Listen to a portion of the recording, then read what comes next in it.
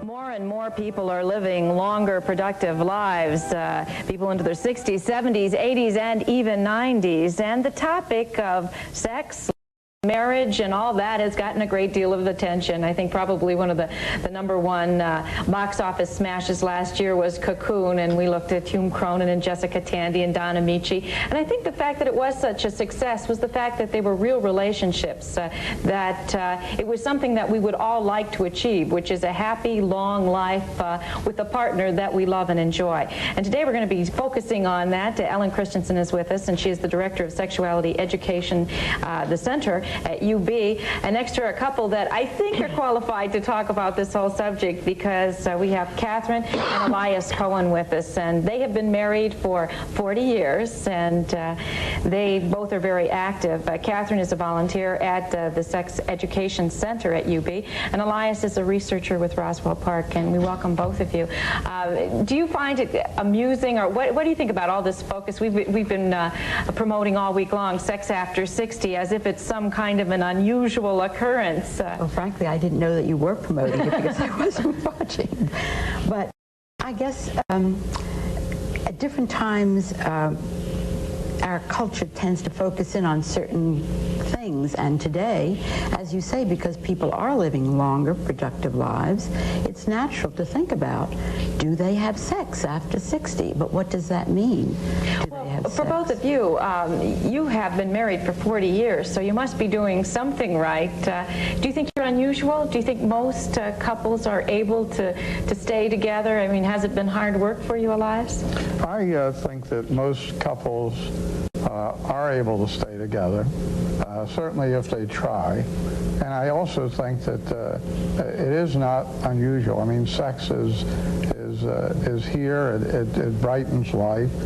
It's a golden thread, and I believe that there should be more acceptance of it as a natural phenomenon, particularly when you're after 60. For those of us who are active, it's a simple thing to be alive, and I think sex is a manifestation of that.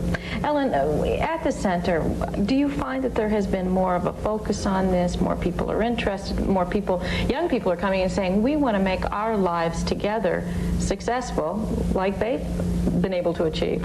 That's real true, Cindy, and we see older people as well at the center, but young people, I think, because of the emphasis on sex and just sex in our culture today, they think that that's the answer. And so when they're coming to us, they're looking to get beyond that.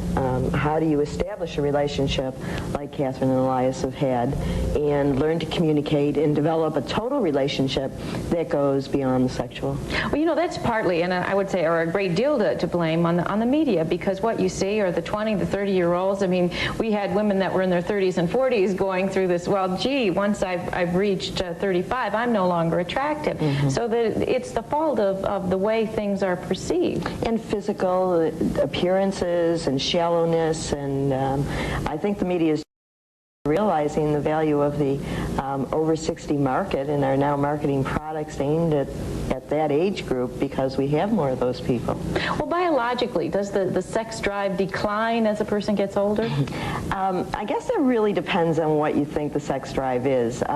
It doesn't necessarily have to. I think that people that have healthy sexual lives when they're young and in their early years of marriage and continue communication and building the relationship have healthy sexual lives as they age. If their physical health changes, then I think we have to take new considerations into perspective, and we have to talk about the kinds of medication or illnesses that might cause a decrease in the actual genital functioning, but then find alternative ways to still have that physical contact and enhance intimacy. You know, what's interesting about it is many times you will find, my mother's a widow, I know so many people that lose their partner somewhere along the line. And when that woman, when she's in her 50s or 60s, starts to decide to maybe focus on looking at a new companion, children are one of the biggest problems. They can't imagine their mother at age 60 wanting to go out with someone and date and perhaps have a physical relationship. That's really true. And Dr. Ruth had said yesterday that it's a lose it or use it phenomenon. Use it or lose it. And the aspect about that is it's somewhat true. If through death or separation that you aren't sexually active and then resume maybe 6 or 10 years later, that takes some time and some real good communication and maybe some help from a therapist, but it's possible. Just because you haven't used it doesn't mean that it's totally lost forever. Have you two gone through a lot of different changes in your life? When you look at 40 years, probably time passes quickly for me. For you, when you think of 40 years, it probably has gone by very quickly. Well, we sometimes joke and say in this lifetime, we've lived in so many different situations under different circumstances, and sometimes it seems as if we lived a dozen different lives during the course of our 40 years of marriage. Is there a key, when you look back on it, have a time when you thought that this marriage is not going to work, that perhaps I should seek someone else? Did you go through that? Oh, I think there have been moments. Sometimes I think many, sometimes I think rarely ever, but there have been moments, and I believe the exciting thing is the retrieval and recovery and the going on and the growth and development, and not speaking hollow things, but saying that there is a definite excitement of working at making a marriage a success. But that seems to be one of the things that we've maybe lost, a lot of my generation at least. If it doesn't work, a lot of people say, well, let's just move on and try something new. It's not worth it to be unhappy, even if it's for a week or a month. I think one of the key words in a marriage that succeeds is flexibility. I do think that there are times in the marriage when one or the other must give way, so to speak, and change attitudes or what they wish in order to keep the marriage together. And that could be for, a variety of reasons and happenings. But I think flexibility is important in any relationship. Good morning. Good morning. Cindy, you just made a comment about these days and times with our generation and that. I see my parents who have been married for 37 years, almost 38, and how they always work together and everything. Now, people in our generation, as you said, tend to just think, well, if it doesn't work, let's go on.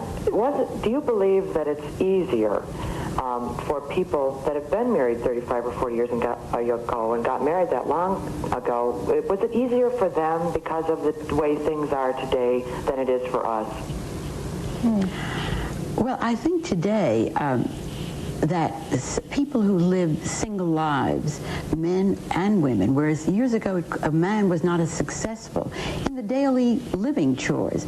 But today with TV dinners and automatic this and instant that a man can in ways that he really couldn't that easily when we were married.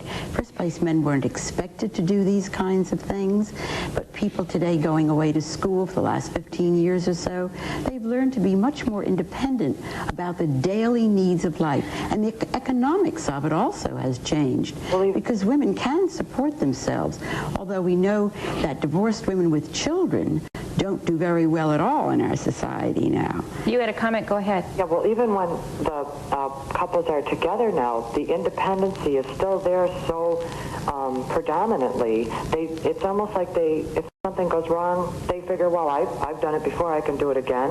And so therefore, they don't care about keeping it together because they really don't need each other like they used to a long time ago. That's what I see happening, because I see a lot of people my folks' age that are together, a lot of couples, and how they work so together. And like I see in my age, and they just don't... well, it's interesting that you call, because we've had this conversation a lot. We've talked about the fact of, men need to have a woman with them, or a woman needs to have a man. I think that that it's certainly a lot more fun, and that companionship is much more interesting. But it does seem as if we've all created this kind of independence, that we could almost live in a glass bubble, that we've convinced ourselves of that. And I think perhaps one of the things that happens today when couples aren't willing to work through their problems in the unsure times, that they never reach the culmination of that relationship and the deep love that helps you through your older years, that without staying through that and working through it and having the valleys and the peaks, that they're missing out, because if you jump from relationship to relationship, you'll never develop the kind of relationship and communication and really in-depth love that people who stay together have. We're going to take a break, but we will continue this conversation, and we'll get to your calls when we come back. Stay with us. Monday, Mayor Jimmy Griffin. John Robert Powers is more than the best modeling school. It's starting a modeling career. John Robert Powers makes it happen. Call 856-1500 today. More people in Toronto choose the GM Drive. The city's choice is a GM car. Your GM dealer brings the city alive. GM Dealers Pride. Toronto, you come alive. And your first choice is GM. The dealers with the drive. Toronto's first choice is GM. Here's an offer from the Contour Chair Company that's better than free. Right now, during this special TV offer, we'll mail anyone who calls a check worth $200, good toward the purchase of any Contour chair. And there's more for free, including a free phone call for this free catalog to find out all about Contour chairs. Contour chairs have the same basic orthopedic design as astronauts' chairs, have optional heat and massage units built right in aches and pains, and they're available in a wide selection of furniture styles, sizes, and fabric coverings. So don't wait. Call right now to get your free catalog about the Contour chair by mail and this free $200 rebate check. Call now for your free catalog and check. Everything's free by mail, and there's absolutely no obligation. In the U.S., call toll-free 1-800-228-8400, 1-800-228-8400. In Canada, call 1-800-268-6365, 1-800-268-6365. Nona Barbie, Clip Smith, and Danny Nevereth, plus Mr. Food. They make Eyewitness News at noon the best in the business.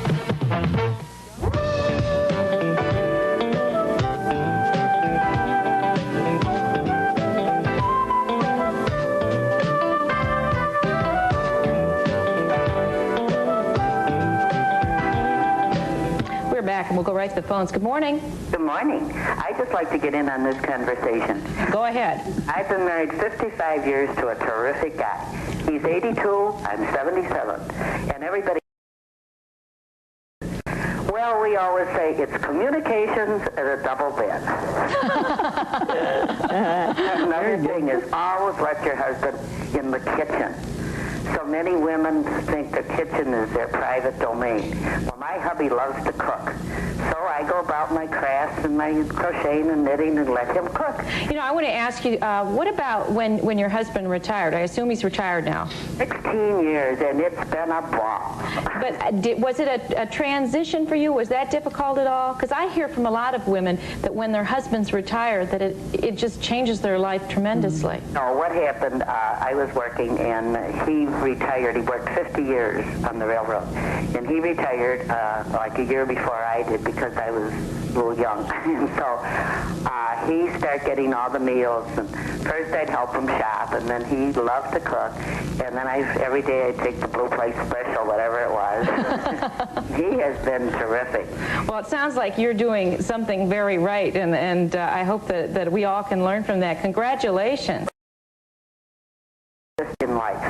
You know, that's an interesting point, because during the break we were talking, and Elias, you said to me that Catherine is not the woman you married. And that's one of the points I think that maybe that's where we make a mistake, is that we expect everybody to say exactly the same as they were when we first met. Well, you know, Cindy, it means that I had to adapt to a new person. And of course that's a challenge, but also it's fun. And there is so much growth and excitement in dealing with a new personality. Fortunately, all these developments are positive with Catherine, and also I have not been the same person. The job stresses over the years created a need for me to develop a technique of making myself a better person despite these pressures. And sometimes I have not done as well as I might have wanted to. But these all have an impact, whether it be in conversation or in the bedroom. Well, now, Catherine, how long was it into your marriage? I worked for the first 4 years of our marriage and then had children and didn't go back to work until my children were junior high school age. So there was a long period of time there where I was strictly a homemaker. Was that hard to deal with for you? Was it a difficult transition? For me than it was for him. But when I went back to work, of course, there were certain things that I felt should change. And there was some resistance, but as he said, you know, this is what I'm talking about in terms of being flexible. And communication, as our caller mentioned. Yeah. Good morning. Hi, Cindy. Hi. This is Pat. I just want to respond to the lady that you spoke with before. Yes. Myself. Go ahead. All right, she's married. She's in her late 70s. All right, I'm in my early 50s. I married twice. Once I was a widow with 3 children and married a single boy of 28. All right, I bear 2 children with him. Now, he always tells me, you're like a cat. I can't leave you, but, boy, if I had a chance, I would. But the thing is, I don't give him a chance to think where he would go if he did leave me. You've developed your own unique psychology in dealing with that relationship. But if it works, right? You know, that's part of it, too. I guess that it's finding out what works for you. Mm-hmm. That you can't sit there at the center and say, well, you have to do this, this, this, and this. It would be wonderful if we had some magic solution and could say, if you do this, it's definitely going to work. You're really right, Cindy. People are unique and individuals, and they need to develop what works for them. But, and I think we're using communication an awful lot, but I think that may be the key, to be able to communicate what your needs are, what you need to help in this relationship and to really share. Do you still look at the future with a sense of excitement?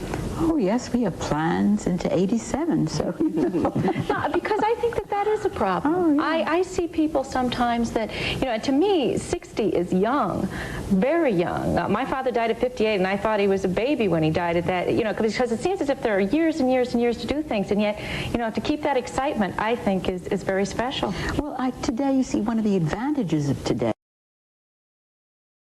you have to turn off life. You don't start to wear black dresses and sit in the corner in your living room. I mean, here am I dressed in something that I bought in Casual Corners, which, you know, but this is one of the great things about today, that you can, and nobody looks askance at you.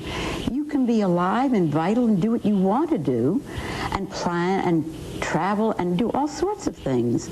And, you know, it's perfectly acceptable. It's not improper to do things. Well, bravo to all of you, and it's really, I think that it's inspirational to have people on that are happy. We deal so many times with subjects that can be morose, and to see people that are actually making it work, and to hear from people that are making it work, does us a lot of good. Thank you all.